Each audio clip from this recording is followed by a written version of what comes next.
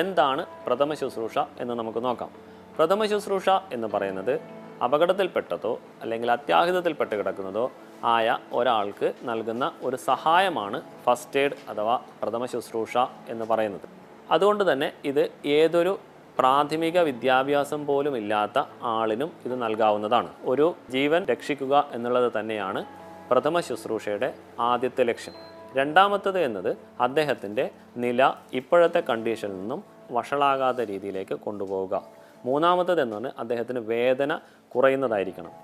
നാലാമത്തത് എന്ന് പറയുന്നത് അദ്ദേഹത്തിന് അപകടത്തിൽ നിന്ന് പെട്ടെന്ന് റിക്കവർ ചെയ്തു വരുന്നതിന് സഹായമായിരിക്കണം നമ്മൾ നൽകേണ്ടത്. ഈ ലക്ഷ്യങ്ങൾ നാലും സാറ്റിസ്ഫൈ ചെയ്യുന്ന രീതിയിലായിരിക്കണം നമ്മുടെ പ്രവർത്തനങ്ങൾ ഉണ്ടാവേണ്ടത്. അതിനായിരിക്കണം ഒരു പ്രഥമ ശുശ്രൂഷകൻ പ്രാധാന്യം നൽകേണ്ടത്. ഒരു പ്രഥമ ശുശ്രൂഷകൻ നിർബന്ധമായും PPE അഥവാ പേഴ്സണൽ പ്രൊട്ടക്റ്റീവ് എക്യുപ്മെൻറ്റ്സ്, നമ്മുടെ സ്വന്തം രക്ഷയ്ക്ക് ഉപകരിക്കുന്ന നമ്മുടെ ഉപകരണങ്ങൾ നമ്മൾ ഉപയോഗിക്കേണ്ടതാണ്. ഇപ്പോൾ നമ്മുടെ കോവിഡിൻ്റെ പശ്ചാത്തലത്തിൽ നമ്മൾ പലപ്പോഴും ആളുകളടുത്ത് പ്രഥമ ശുശ്രൂഷ നൽകേണ്ട അവസരങ്ങളിൽ അല്ലെങ്കിൽ ഒരു പ്രളയം വരുന്ന സമയത്ത് അല്ലെങ്കിൽ മറ്റു വല്ല അപകടങ്ങളും സംഭവിക്കുന്ന സമയത്ത് നമ്മൾ മിക്കവാറും ഈ ഹാൻഡ് സാനിറ്റൈസർ നമ്മൾ പോക്കറ്റിൽ കരുതേണ്ടതാണ്. അടുത്തത് നമ്മൾ CPR, കാർഡിയോ പൾമിനറി റെസിസിറ്റേഷൻ, അതായത് നമ്മുടെ ഹൃദയ ശ്വാസകോശ പുനരുജ്ജീവനം എന്നാണ് പറയുന്നത്.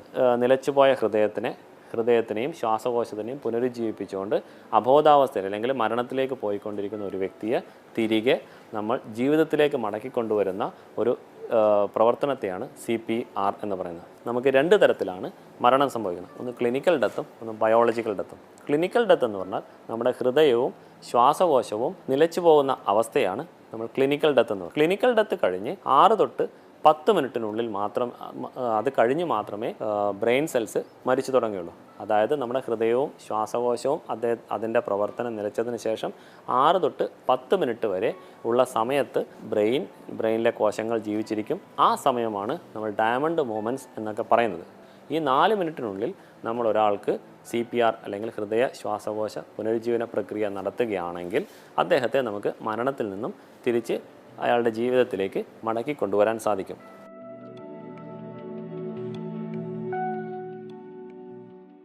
CPR നൽകേണ്ടത് ഹൃദയവും ശ്വാസകോശവും നിലച്ച് വ്യക്തികൾക്ക് മാത്രമേ നമ്മൾ CPR നൽകേണ്ടതുള്ളൂ. ഹൃദയവും ശ്വാസകോശവും നിലച്ചു എന്ന് നമ്മൾ ഉറപ്പാക്കേണ്ടത് അദ്ദേഹത്തിൻ്റെ പൾസ് അഥവാ രക്തചംക്രമണം ഇല്ല എന്ന് ഉറപ്പാക്കുന്നതിനായിട്ട് നമ്മൾ അദ്ദേഹത്തിൻ്റെ പൾസ് ചെക്ക് ചെയ്യേണ്ടതാണ്. പൾസ് എന്ന് പറയുന്നത് നമ്മുടെ ഹൃദയത്തിൽ നിന്നും തലച്ചോറിലേക്ക് രക്തം നൽകുന്നത് കഴുത്ത് വഴിയാണ്. ഈ കഴുത്തിലൂടെ നമ്മുടെ പോകുന്ന രക്തക്കുഴലുകളിൽ നമ്മൾ തൊട്ടു നോക്കിയാൽ അവിടെ മിടിപ്പ് അറിയാൻ പറ്റും. ഏറ്റവും സെൻസിറ്റീവായിട്ടുള്ള കാര്യങ്ങൾ അറിയാനായിട്ട് നമ്മൾ ഇൻഡെക്സ് ഫിംഗറും അതുപോലെ മിഡിൽ ഫിംഗറും വെച്ചുകൊണ്ട് നമ്മൾ അമർത്തി നോക്കിയാൽ നമുക്ക് നമ്മുടെ കരോട്ടിഡ് പൾസ് പ്രവർത്തിക്കുന്നതായിട്ട് നമുക്ക് കാണാൻ പറ്റും. അതുപോലെ തന്നെ അദ്ദേഹത്തിൻ്റെ ബ്രീത്ത്, ശ്വാസം എടുക്കുന്നുണ്ടോ എന്നുള്ളതാണ് അടുത്തതായിട്ട് പരിശോധിക്കേണ്ടത്. നമ്മൾ അദ്ദേഹത്തിന് ശ്വാസമുണ്ടോ എന്ന് നോക്കുന്നത് LLF, ലുക്ക്, ലിസൺ, ഫീൽ. അതായത് ആദ്യം നമ്മൾ അദ്ദേഹത്തിൻ്റെ ഹൃദയത്തിൻ്റെയും വയറിൻ്റെയും മുകളിൽ കൈവച്ച് കൈ അപ്പ് ആൻഡ് ഡൗൺ മോഷൻ മുകളിലേക്കും താഴോട്ടും ചലിക്കുന്നുണ്ടോ എന്ന് ഉറപ്പുവരുത്തുക, നോക്കിക്കാണുക. രണ്ടാമത് അദ്ദേഹം ശ്വാസം എടുക്കുന്നതിൻ്റെ സൗണ്ട് നമ്മുടെ ചെവി അദ്ദേഹത്തിൻ്റെ അപകടത്തിൽപ്പെട്ട വ്യക്തിയുടെ മൂക്കിനടുത്ത് വെച്ചാൽ നമുക്ക് അറിയാൻ സാധിക്കും, കേൾക്കാൻ സാധിക്കും. ലിസൺ. അടുത്ത് നമ്മൾ ഫീൽ എന്ന് പറയുന്നത് അദ്ദേഹത്തിൻ്റെ മൂക്കിൽ നിന്ന് വരുന്ന നിശ്വാസവായു നമ്മുടെ കവിളിൽ തട്ടുമ്പോൾ നമുക്ക് പ്രത്യേകം അറിയാൻ പറ്റും. ഈ 3 രീതിയിലാണ് നമ്മൾ ശ്വാസം അതായത് ബ്രീത്ത് ഉണ്ടോ എന്ന് നോക്കുന്നത്.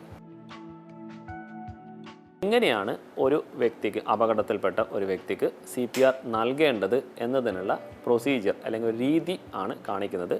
ഇതിനാണ് നമ്മൾ PPE ഓൺ എന്ന് പറയുന്നത്. ഓൺ എന്ന് പറഞ്ഞാൽ നമ്മൾ ഈ PPE എല്ലാം ധരിച്ച് വൃത്തിയായിട്ടിരിക്കുക. അതിനുശേഷം നമ്മൾ സീൻ സേഫ് ആണെന്ന് നോക്കുക. അപകടത്തിൽപ്പെട്ട വ്യക്തി ചിലപ്പോൾ റോഡിന് നടുവിലാണ് വീണ് കിടക്കുന്നതെങ്കിൽ നമ്മൾ ഓടിച്ചെന്ന് റോഡിന് നടുവിൽ വെച്ചല്ല CPR നൽകേണ്ടത്. അദ്ദേഹത്തെ എടുത്ത് ഒരു വശത്തേക്ക് മാറ്റിക്കിടത്തിയതിന് ശേഷം ആയിരിക്കണം കൊടുക്കേണ്ടത്. അതുപോലെ തന്നെ തറ നല്ല ഹാർഡ് സർഫസിൽ മാത്രം വെച്ച് CPR നൽകുവാൻ പാടുള്ളൂ. അല്ലാതെ സോഫ്റ്റ് ആയിട്ടില്ല. ഇപ്പോൾ നമ്മൾ കട്ടിലിലാണ് കിടക്കുന്നതെങ്കിൽ ഒരിക്കലും ബെഡിൽ വെച്ചുകൊണ്ട് CPR നൽകരുത്. അദ്ദേഹത്തെ സുരക്ഷിതമായ സ്ഥാനത്ത് മാറ്റിക്കിടത്തിയതിന് ശേഷം അദ്ദേഹത്തിന് റെസ്പോൺസ് ചെക്ക് ചെയ്യാണ് വേണ്ടത്. റെസ്പോൺസ് എന്ന് വെച്ചാൽ അദ്ദേഹത്തിനെ വിളിച്ചു നോക്കുക, തട്ടി വിളിച്ചു നോക്കിയിട്ട് അദ്ദേഹത്തിൻ്റെ റെസ്പോൺസ് ചെക്ക് ചെയ്ത് നോക്കുക. ഉദാഹരണത്തിന് ചേട്ടാ റെസ്പോൺസ് ചെക്ക് ചെയ്ത് ഉടനെ തന്നെ അദ്ദേഹത്തിന് റെസ്പോൺസ് ഇല്ല എന്ന് ഉറപ്പുവരുത്തിയതിന് ശേഷം നമ്മൾ കോൾ ഫോർ ഹെൽപ്പ് വിളിക്കണം. ഒരു വ്യക്തിയുടെ ഹൃദയത്തിൻ്റെ ഭാഗത്ത് ഒരു പേപ്പറും പുറകുവശത്തൊരു പേപ്പറും വെച്ചാൽ ഈ 2 പേപ്പറുകൾ തമ്മിലുള്ള ഡിസ്റ്റൻസിനെയാണ് നമ്മൾ ഹൃദയത്തിൻ്റെ കനം എന്ന് പറയുന്നത്. ഈ കനത്തിൻ്റെ 1/3 എങ്കിലും 1/3 ഭാഗമെങ്കിലും നമ്മൾ കംപ്രഷൻ കൊടുത്തിരിക്കണം. ഈ കംപ്രഷൻ കൊടുക്കുമ്പോൾ ഒരേ റിത്തത്തിലായിരിക്കണം. നമ്മളല്ലാണ്ട് 1, 2, 3, 4 എന്നുള്ള സ്പീഡിൽ ചെയ്തു, അത് കഴിഞ്ഞ് 5, 6, 7 എന്നുള്ളത് ഗ്യാപ്പ് ഇട്ട് ചെയ്യാതെ ഒരേ റിത്തമിൽ ഒരേ താളത്തിൽ നമ്മൾ കൊടുക്കുകയാണെങ്കിൽ മാത്രമേ നമ്മുടെ ഹൃദയം ഇതുപോലെ കംപ്രഷൻ ആയി നമ്മുടെ രക്തം നമ്മുടെ തലച്ചോറിലേക്ക് എത്തുകയുള്ളൂ. കംപ്രഷൻ നൽകേണ്ടത് നമ്മുടെ ഹൃദയത്തിൻ്റെ മുകളിലാണ് നമ്മൾ കംപ്രഷൻ നൽകേണ്ടത്. ഹൃദയം കണ്ടുപിടിക്കാനുള്ള ഒരു മാർഗം എന്ന് പറയുന്നത് 2 നിപ്പിളിൻ്റെ മുകളിലും വിരൽ വെച്ചുകൊണ്ട് ഒരുമിച്ച് നമ്മൾ എടുക്കുക.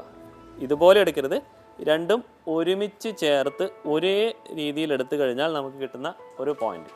ഒന്നുകിൽ നമുക്ക് ഈ രീതി അവലംബിക്കാം, അല്ലെങ്കിൽ നമുക്ക് ഇദ്ദേഹത്തിൻ്റെ മൂക്കിൽ നിന്നും ഇദ്ദേഹത്തിൻ്റെ പൊക്കിൾ വരെയുള്ളത് ഒരു ഇമാജിനറി ലൈൻ അല്ലെങ്കിൽ ഒരു സാങ്കല്പിക രേഖ നമ്മൾ കണ്ണുകൊണ്ട് വരച്ചതിന് ശേഷം അതുപോലെ ഒരു നിപ്പിളിൽ നിന്ന് നിപ്പിളിലേക്ക് ഒരു സാങ്കല്പിക രേഖ കൂടെ വരയ്ക്കുക. ഇത് രണ്ടും ചേരുന്ന പോയിന്റും നേരത്തെ നമ്മൾ കണ്ടെത്തിയ പോയിന്റും ഒന്ന് തന്നെയായിരിക്കും.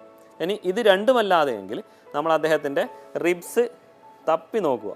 2 റിബ്സും ചേരുന്നത് ഒരു കുഴിക്കകത്തായിരിക്കും. ഈ കുഴിക്കകത്ത് നമ്മുടെ ഒരു വിരൽ വെച്ചതിന് ശേഷം തൊട്ട് മുകളിൽ ആ വിരലിനോട് ചേർത്ത് 3 വിരൽ കൂടെ നമ്മൾ ചേർത്ത് വെക്കുക. അതിന് ഈ വിരൽ തന്നെ മാറ്റി ഇപ്പുറത്തെ ഭാഗത്തേക്ക് വെച്ച് കഴിഞ്ഞാൽ നേരത്തെ നമ്മൾ കിട്ടിയ പോയിന്റും ഈ പോയിന്റും ഒന്ന് തന്നെയായിരിക്കും. ഹൃദയം എവിടെയാണെന്ന് കണ്ടുപിടിച്ചതിന് ശേഷം നമ്മൾ ഈ കൈയുടെ ഹീൽ ഓഫ് ദ പാം എന്നാണ് ഈ ഭാഗത്തെ പറയാം, നമ്മുടെ കൈപ്പത്തിയുടെ ഉപ്പൂറ്റി എന്ന് പറയുന്നത്. അപ്പോൾ ഈ ഭാഗം നമ്മൾ നേരത്തെ കണ്ടുപിടിച്ച ആ പോയിന്റിലേക്ക് വച്ചതിന് ശേഷം അടുത്ത കൈ ഈ കൈയുടെ മുകളിൽ ക്രോസ് ചെയ്ത് വെക്കുക. ഇളകാത്ത രീതിയിൽ ക്രോസ് ചെയ്ത് വെച്ചതിന് ശേഷം നമ്മുടെ എൽബോ നേരെ വരുന്ന രീതിയിൽ നമ്മുടെ കൈപ്പത്തിയിലേക്ക് നോക്കിക്കൊണ്ട് കാൽമുട്ടുകൾ അടുപ്പിച്ച് വെച്ച് നമ്മുടെ അപ്പർ ബോഡി ചലിപ്പിക്കുന്ന രീതിയിൽ. ഇങ്ങനെയല്ല, നമ്മുടെ 1, 2, 3, 4, 5, 6, 26, 27, 28, 29, 30 30 കംപ്രഷൻ നൽകുക. 30 കംപ്രഷന് ശേഷം അദ്ദേഹത്തിന് 2 റെസ്ക്യൂ ബ്രീത്ത് നൽകേണ്ടതാണ്. റെസ്ക്യൂ ബ്രീത്ത് നൽകുന്നത് നമ്മൾ അദ്ദേഹത്തിൻ്റെ റെസ്ക്യൂ ബ്രീത്ത് നൽകുന്നതിന് വേണ്ടി നമ്മൾ അദ്ദേഹത്തിൻ്റെ എയർവേ ഓപ്പൺ ചെയ്യേണ്ടതാണ്. എയർവേ ഓപ്പൺ ചെയ്യേണ്ട ഒരു രീതി എന്ന് പറയുന്നത് അദ്ദേഹത്തിൻ്റെ ഹെഡ് ടിൽറ്റ് ചിൻ ലിഫ്റ്റ് എന്നാണ്. തല ടിൽറ്റ് ചെയ്യുക, ചിന്ന് ലിഫ്റ്റ് ചെയ്ത് കൊടുക്കുക. ഈ രീതിയിലാണ് ചെയ്യേണ്ടത്. അതിനുവേണ്ടി നമ്മുടെ ഇൻഡെക്സ് ഫിംഗറും അതുപോലെ തമ്പും നെറ്റിയിൽ വയ്ക്കുകയും മറ്റേ കൈ കൊണ്ട് അദ്ദേഹത്തിൻ്റെ താടിയിൽ ഈ 4 വിരലുകൾ ചിന്നിന് താഴെയായിട്ടും നമ്മുടെ തമ്പ് മുകളിലായിട്ടും പിടിച്ച് അദ്ദേഹത്തിൻ്റെ കഴുത്ത് പുറകിലോട്ട് വലിച്ചു വെക്കുക. അപ്പോൾ നമ്മുടെ ഈ തൊണ്ടയുടെ നമ്മുടെ ശ്വാസനാളം ഒരു എൽ ഷേപ്പിലുള്ള കുഴലാണ്. ആ എൽ ഷേപ്പിലുള്ള കുഴലിലൂടെ നമ്മൾ ഊതിക്കഴിഞ്ഞാൽ നമുക്ക് വായു അകത്തേക്ക് കയറുകയില്ല. അതിന് വേണ്ടിയിട്ട് നമ്മൾ ഈ എൽ ഷേപ്പിലുള്ള നമ്മുടെ ശ്വാസനാളം നിവർത്തി വെക്കുകയാണ് നമ്മൾ ചെയ്യുന്നത്. അതാണ് നമ്മൾ ഹെഡ് ടിൽറ്റ് ചിൻ ലിഫ്റ്റ് എന്നുള്ള രീതിയിൽ വെച്ചതിന് ശേഷം അദ്ദേഹത്തിൻ്റെ മൂക്ക് രണ്ടും അടച്ചു വെക്കുക. വായ പതുക്കെ തുറന്നതിന് ശേഷം നമ്മുടെ ടവല് നേരത്തെ തന്നെ അദ്ദേഹത്തിൻ്റെ ടവല് മുഖത്ത് വെച്ചിട്ടുണ്ടാവും. അതിൻ്റെ ഹെഡ് ടിൽറ്റ് ചിൻ ലിഫ്റ്റ് ചെയ്തതിന് ശേഷം മൂക്ക് രണ്ടും അടച്ചു വെച്ചതിന് ശേഷം നമ്മൾ അദ്ദേഹത്തിൻ്റെ വാ തുറന്നുകൊണ്ട്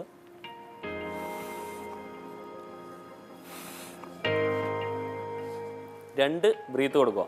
നമ്മുടെ മൗത്ത് അദ്ദേഹത്തിൻ്റെ മൗത്തുമായിട്ട് സീൽ ചെയ്യുന്ന രീതിയിലായിരിക്കണം നമ്മൾ മൗത്ത് ടു മൗത്ത് നൽകേണ്ടത്. അല്ലാതെ നമ്മൾ വെറുതെ ഊതിയത് കൊണ്ട് അദ്ദേഹത്തിൻ്റെ ശ്വാസകോശത്തിനകത്തേക്ക് എയർ പ്രവേശിക്കുന്നതായിരിക്കില്ല.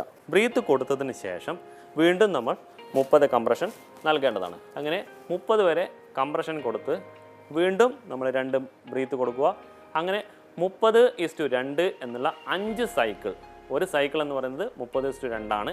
അങ്ങനെ 5 സൈക്കിൾ കൊടുത്തതിന് ശേഷം അദ്ദേഹത്തിൻ്റെ പൾസും ബ്രീത്തും വീണ്ടും ചെക്ക് ചെയ്യുക. അദ്ദേഹത്തിന് പൾസും ബ്രീത്തും ഇല്ല എങ്കിൽ നമ്മൾ വീണ്ടും അദ്ദേഹത്തിന് കംപ്രഷൻ കൊടുക്കുക, വീണ്ടും ബ്രീത്ത് കൊടുക്കുക, കംപ്രഷൻ കൊടുക്കുക, ബ്രീത്ത് കൊടുക്കുക.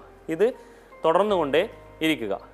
ഒന്നുകിൽ അദ്ദേഹത്തിൻ്റെ ബോധം വരുന്നത് വരെ, അല്ലെങ്കിൽ അദ്ദേഹത്തിന് റെസ്പോൺസ് ഉണ്ടാകുന്നത് വരെ, അല്ലെങ്കിൽ അദ്ദേഹത്തിൻ്റെ പൾസും ബ്രീത്തും ലഭിക്കുന്നത് വരെ നമ്മൾ ഈ പ്രോസസ്സ് തുടർന്നുകൊണ്ടിരിക്കുക.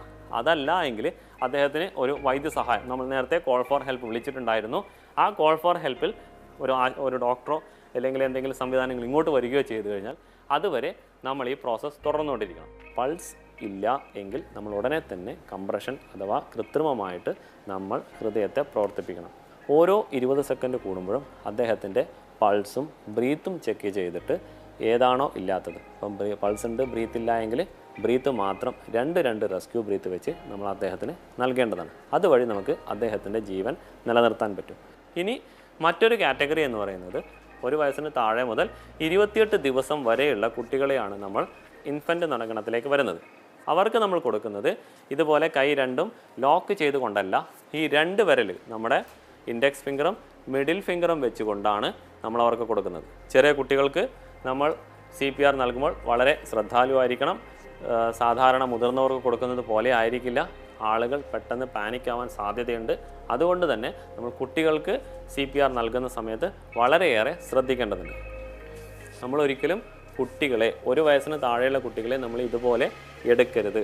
നമ്മൾ അവരുടെ എപ്പോഴും തല സപ്പോർട്ട് ചെയ്തുകൊണ്ട് ഇതുപോലെ സപ്പോർട്ട് ചെയ്തുകൊണ്ട് വേണമായിരിക്കണം നമ്മൾ കുട്ടികളെ എടുക്കേണ്ടത്. കുട്ടികളെ എടുത്തിട്ട് നമ്മുടെ കൈത്തണ്ടയിൽ കിടത്തി നമ്മൾ ഇതുപോലെ വെക്കുക. കുട്ടിയുടെ റെസ്പോൺസ് ചെക്ക് ചെയ്യുന്നത് അദ്ദേഹത്തിൻ്റെ കുട്ടിയുടെ കാലിനകത്ത് ടാപ്പ് ചെയ്ത് നോക്കുക, ഒന്ന് തട്ടി നോക്കുക, അല്ലെങ്കിൽ കുട്ടിയുടെ കാലിനകത്ത് ഇക്കിളിട്ട് നോക്കുക. അപ്പോൾ കുട്ടിക്ക് റെസ്പോൺസ് ഉണ്ടോ എന്ന് നോക്കുക. ഇതുമല്ല എങ്കിൽ ഒന്ന് നമ്മൾ പിച്ച് നോക്കുക. പിച്ച് നോക്കുമ്പോൾ കുട്ടി വേദന കൊണ്ട് എന്തെങ്കിലും തരത്തിലുള്ള റെസ്പോൺസ് കാണിക്കുന്നുണ്ടോ എന്ന് നോക്കുക. ഇതൊന്നുമില്ല എങ്കിൽ നമ്മൾ ഉടനെ തന്നെ കോൾ ഫോർ ഹെൽപ്പ് വിളിക്കണം. ഇല്ലെങ്കിൽ ഒരു വണ്ടിയെങ്കിലും നമ്മൾ വിളിക്കേണ്ടതാണ്. അതിനുശേഷം നമ്മൾ കുട്ടിയുടെ പൾസ് നോക്കുന്നത് ഈ ബ്രേക്കിയലാണ്. ഈ കുട്ടിയുടെ മസിൽസിൻ്റെ താഴെയായിട്ട്, കൈയുടെ മസിൽസിന് താഴെയായിട്ട് പ്രസ് ചെയ്ത് നോക്കിയാൽ നമുക്ക് ഇവിടെ ബ്രേക്കിയൽ പൾസ് അറിയാൻ പറ്റും. ആ പൾസ് ഉണ്ടോ എന്ന് നോക്കുക. പൾസ് ആബ്സെൻ്റ് ആണെങ്കിൽ നമ്മൾ കുട്ടികൾക്ക് CPR നൽകേണ്ടതാണ്.